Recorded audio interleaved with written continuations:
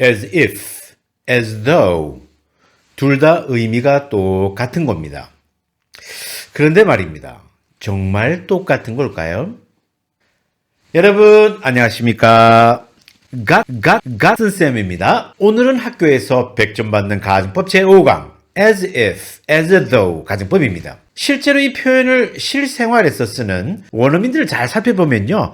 원래 문법에 딱 맞춰 쓰는 것 같지 않습니다. 그리고 크게 문제 삼지도 않아요. 그냥 일상회화에서는 특히 그렇습니다. 하지만 대학에서 이제 글을 써서 내야 할 때는 문제가 좀 됩니다. 감점 요인이 되죠. 그리고 이제 엄격하게 점수를 내서 변별력을 만들어야 되는 한국 내의 이 공교육 영어 시험 내에서는 굉장히 엄격합니다. 그래서 오늘 같은쌤 스타일로 깔끔하게 정리해 드리도록 하겠습니다. as if 뒤에는 주어 동사를 갖춘 문장이 오죠. 그리고 as though 뒤에도 주어 동사를 갖춘 문장이 옵니다. 그리고 이 두 표현을 모두 마치 뭐뭐인 것처럼 이라는 뜻으로 의미가 똑같습니다. 그런데 말입니다. 이 두 표현들 사이에 정말 의미의 차이가 없는가? 예, 없습니다. 우리나라 중고등학교 영문법 내에서는 같은 것으로 그냥 봅니다. 아예 문법책에 나와 있어요. 같은 거라고. 하지만 솔직히 말해서 그 차이가 분명히 있습니다. 제가 이제 지난번 영상 even if, even though의 차이에 대해서 언급했던 영상에서처럼 as if는 if라는 말 때문에 미래나 가정의 의미가 강해서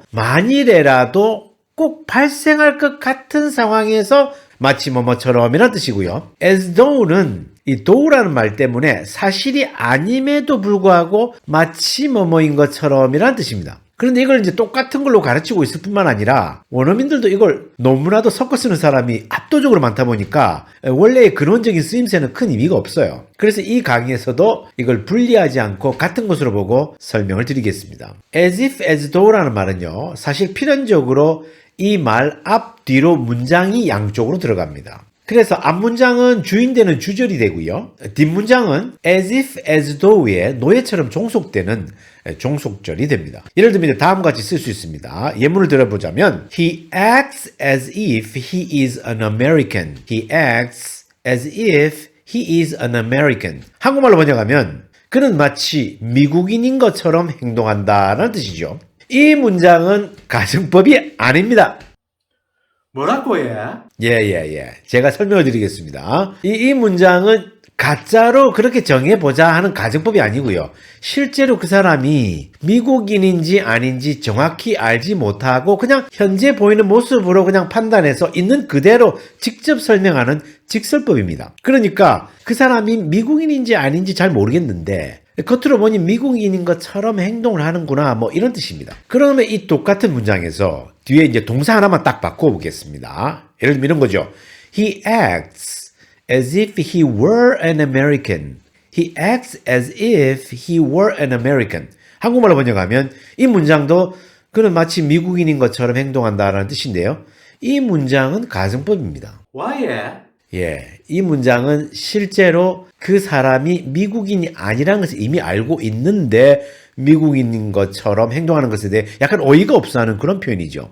겉으로 쓰기만 과거 동사를 써놓고 현재와 반대되는 내용으로 번역하는 겁니다. 이건 우리가 공부한 가정법 과거와 같지요. 사실을 직접 설명하는 법인 직설법으로 쓰자면 In fact, he is not an American. 사실은 그 사람 미국인이 아니다라는 뜻입니다. 자, 그럼 이 문장에서 한 번 더 발전시켜 보겠습니다. He acts as if he had been an American. He acts as if he had been an American. 이렇게 쓰면 그는 마치 미국인이었던 것처럼 행동한다. 여기서 이제 had been을 써가지고 가정법 과거 완료를 겉으로는 써놓고 한 시제 땡겨서 과거 사실과 반대되는 내용으로 번역하는 것이죠. 이건 우리가 공부한 가정법 과거 완료와 같습니다. 사실을 직접 설명하는 법인 직설법으로 바꿔 쓰자면 In fact, he was not an American. 사실 그 사람 과거에 미국인이 아니었다라는 뜻입니다. 여기까지는 큰 문제가 되지 않습니다. 앞문장, 즉 주절의 동사가 과거형으로 딱 바뀌는 순간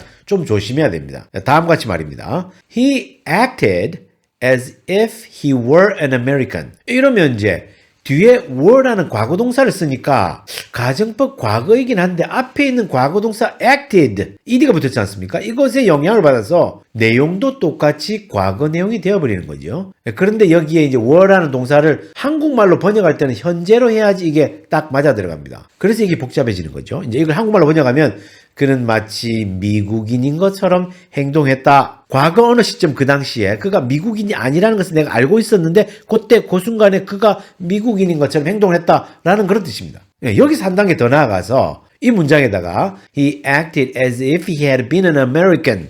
He acted as if he had been an American. 이라고 쓰면 가정법 과거 완료가 되어서 그는 이전에 미국인인 것처럼 행동했다. 즉 훨씬 이전에 그가 미국인이 아니었다는 것을 알고 있었는데 좀 지나고 뒤에 과거의 어느 한 시점에 와서 그 훨씬 이전에 자신이 미국인이었다라고 하는 것처럼 그렇게 행동했다라는 뜻입니다. 자, 이제 그러면 여기서 또 다른 문제가 하나 발생하는데요. 앞문장 주절의 동사가 과거로 딱 바뀌면 뒷문장의 내용이 주절의 시제와 같아지면서 과거나 대과거의 사실과 반대되는 내용을 표현하는 것인데, 그러면 이제 정확하게 그 사람 미국인이었는지 아니었는지 잘 모르는 상황에서 겉으로 보이는 사실만 가지고 판단하는 내용은 따로 표현할 방법이 없어지는 거죠. 과거랑 대과거가.